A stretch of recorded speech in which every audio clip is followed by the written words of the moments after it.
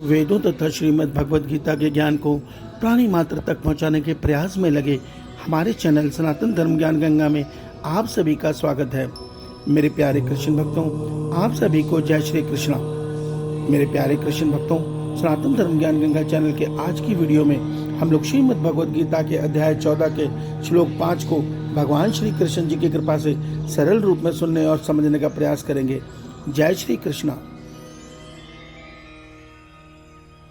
सत्वं रजस्तमः इति गुणः प्रकृति संभवः निबध्नन्ति महाबाहो देहे देहिनमव्ययम्। मेरे प्यारे कृष्ण भक्तों, श्रीमद् भगवद गीता के अध्याय 14 के श्लोक 5 में भगवान श्री कृष्ण जी अर्जुन के माध्यम से हम सब मनुष्य को यह सत्य समझा रहे हैं कि हे अर्जुन, सत्व गुण, रजोगुण और तमोगुण, प्रकृति की ये उत्पन्न तीनों गुण अविनाशी जीवात्मा को इस शरीर में बांध देते हैं। मेरे प्यारे कृष्ण भक्तों, आइए आज के इस श्लोक को हम थोड़ा सरल रूप में सुनने और समझने का प्रयास करते हैं। जय श्री कृष्णा। मेरे प्यारे कृष्ण भक्तों, हमारे वेद, हमारे शास्त्र, हमारी श्रीमद् भगवद गीता में भगवान हमें यह सत्य समझा रहे हैं कि हम शरीर नहीं हैं, हम आत्मा हैं। मगर हम इस शरीर के साथ संबंध में क्यों फंसे हुए हैं? क्यों हम बार बार जन्म लेकर नाना प्रकार की योनियों में भटक रहे हैं? वास्तव में तो हम परमात्मा, अविनाशी परमात्मा का अंश है। तो उसका कारण भगवान आज के इस श्लोक में बता रहे हैं कि भगवान कहते हैं कि हे अर्जुन, ये जो अविनाशी जीव आत्मा है, ये जीवात्मा इस शरीर में जीवात्मा कहलाती है। क्यों? क्योंकि ये अहम तत्व के कारण अर्थात मैं के कारण, कर्तापन के अहंकार के कारण, इन तीनों गुणों के द्वारा इस शरीर में बंध गई है। अर्थात वो इस सूक्ष्म शरीर उसने धारण कर लिया है। उस सूक्ष्म शरीर में मन, बुद्धि, अहंकार, प्रकृति के तीन गुण सत्य, रज, तम और उनको चेतन ऊर्जा देती है आत्मा, ये सब है। इसीलिए ये आत्मा इस शरीर में जीवात्मा कहलाती है। और जब ये शरीर त्याग करता है मनुष्य, तो ये आत्मा अर्थात जीवात्मा नए शरीर में जाकर नया जन्म पाकर नाना प्रकार के दुखों को और सुखों को भोग कर फिर अगले जन्म में चली जाती है। क्यों?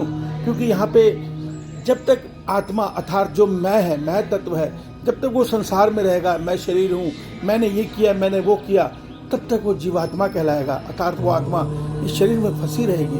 अर्थात यहाँ भगवान का कहने का अर्थ ये है कि प्रकृति ने हमें नहीं बांधा हुआ, माया ने हमें नहीं बांधा हुआ, इन तीनों गुणों ने हमें नहीं बांधा हुआ, हम स्वयं बंधे हुए हैं। तो जब हम ये सत्य समझ लेंगे कि मैं ब्रह्म हूँ, अर्थात मैं तो साक्षात परमात्मा का अंश हूँ, या हमारे अंदर भक्ति भाव में ये भाव उत्पन्न हो जाएगा कि जो कुछ है वो भगवान श्री कृष्ण जी हैं, मेरा तो कोई अस्तित्व ही नहीं है। क्योंकि जो मैं तत्व है वो परमात्मा का अंश है, वहाँ मैं नहीं है।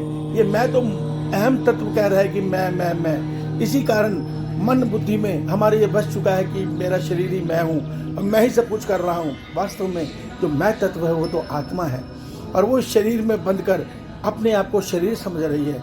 इसीलिए वो शरीर के द्वारा किए कर्मों में बंध रही है। तभी भगवान कहते हैं इस शरीर से को अपना क्षेत्र समझकर, इस शरीर को अपना भगवान का दिया प्रसाद समझकर इससे कर्तव्य कर्म करो। संसार के प्राणी मात्र में मुझ ईश्वर का अंश आत्मा को देखते हुए सबके प्रति सेवा भाव में रहो। केवल ये सत्य देखो कि ये जो शरीर है ये परमात्मा ने परमात्मा को पाने के लिए दिया है। इस शरीर से केवल कर्तव्य कर्म अर्थात मैं का त्याग करके केवल ये सत्य समझो कि ये जो शरीर है ये प्रकृति के तीन गुणों के द्वारा नचाया जा रहा है। अर्थात जैसा हमारा प्रारब्ध है उसके अनुसार परमात्मा अपने इन तीन गुणों से हमें नचा रहे हैं।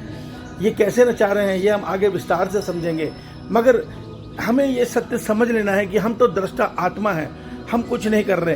तो हमें शरीर से क्या करना है?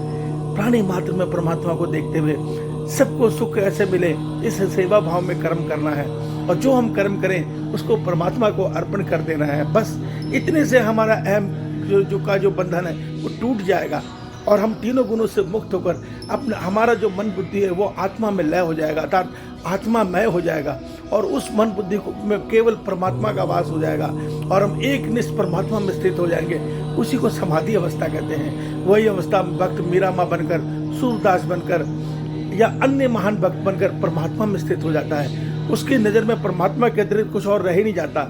जिस प्रकार गोस्वामी तुलसीदास जी जब इस स्थिति को प्राप्त हुए तो उनके मुंह से निकला, सिया राम मैं सब जग जानी, करूं प्रणाम जौहरी जुग पानी, अर्थात मैं सारे संसार को सिया राम में देख रहा हूँ और मैं सबके श्री चरणों में उनको सिया राम देखते हुए प्रणाम कर रहा हूँ। क्यों? क्योंकि भक्त की नज़र में जब उसको अनुभव हो जाता है तत्व का, तो वो ये सत्य देखता है कि मेरे कृष्ण के अतिरिक्त, मेरे राम के अतिरिक्त इस ब्रह्मांड में और कुछ है ही नहीं, सब कुछ राम ही बने हुए हैं, जो कुछ कर रहे हैं वो राम ही कर रहे हैं। तो ये प्रकृति की जो 3 गुण हैं, इन्हीं के कारण मनुष्य इस संसार में बंधा हुआ है। अर्थात सत्वगुण से सत्य आता है, रजोगुण से भोग विलास की कामना आती है, तमोगुण से मूढ़ता आती है अर्थात अज्ञान आता है। ये तीनों गुण ने इस संसार को अच्छे बुरे संसार में बदल दिया है।